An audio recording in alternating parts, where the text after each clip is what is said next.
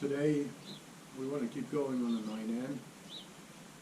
Last time we got as far as getting ignition sorted out, got it fired up, had it running a little, and yeah, little things came up as normal. This thing has been sitting for a long time, so I found a leaking water pump. We were still missing the fan. After that, I want to warm it up, do an oil change. The transmission issues, or better, the 3-point lift issues have been solved. We drained all the fluids and had some water in the transmission. Flushed that with diesel and put new hydraulic oil in, and the lift works, transmission works good.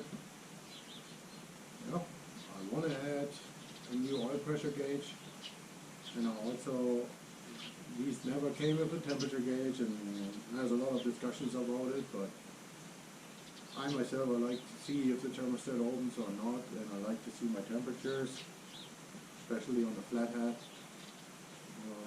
So let's see if we find a solution to add a gauge. Yeah, we'll take some shots of the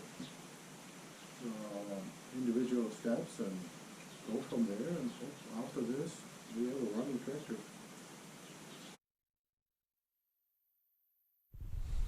So here's the Christmas shopping list that came in.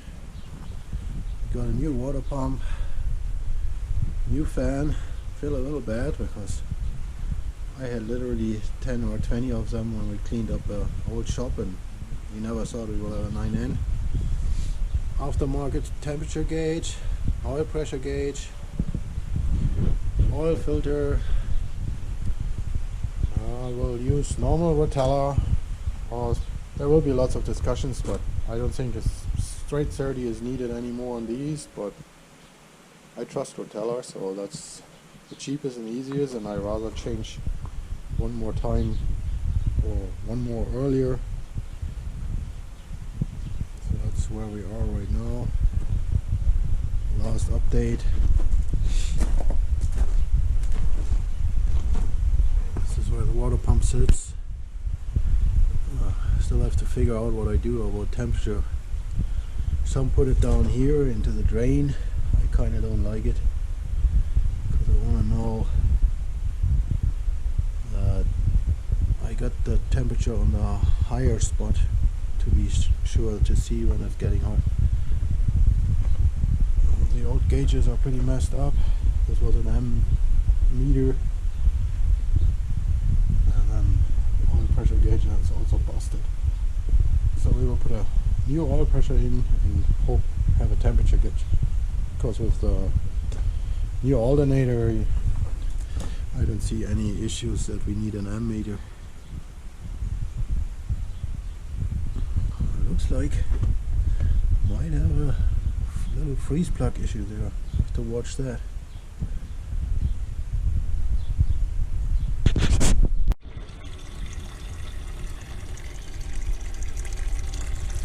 Draining the block now first, and then we'll drain the radiator on the other side. So we try to not make such a mess here.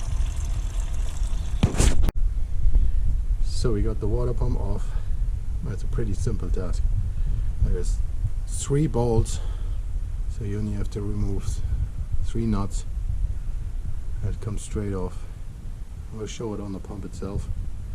So after you drain the block, that's a pretty easy thing with almost no mess. So here's a new water pump. It's kind of like how it's sitting in the tractor. So there's bolt number 1 on the side, 1 underneath, and 1 on this side. And it has a backing plate that stays on. This one came with the extra gasket that goes between here and the block. So this is easy. You can just slide this over the bolts. It's already in place. no messing around, that you need to put it in place and then just get the nuts on. So this was easier than I thought. Here's the old one.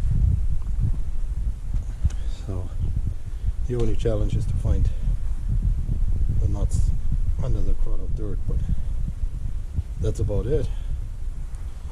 So looks easy. So we got the water pump installed. Again, it's just the 3 bolts that are hidden here. Slide it all over, put 3 nuts on. Got a shiny new fan on it. I don't have a shroud yet, but I don't think. We'll see how hot he gets, how much cooling he needs. So now comes the next problem, getting a sensor in the upper hose, since the thermostat is in the hose, so you want to be towards the engine side of the thermostat with your temp sensor. So here's the tricky part. The oil pressure gauge sits in here. So you got the line, 2 mounting bolts, same on the other side for the ammeter, so we have to kind of finagle it out there. But as long as the battery is not in, should be straightforward.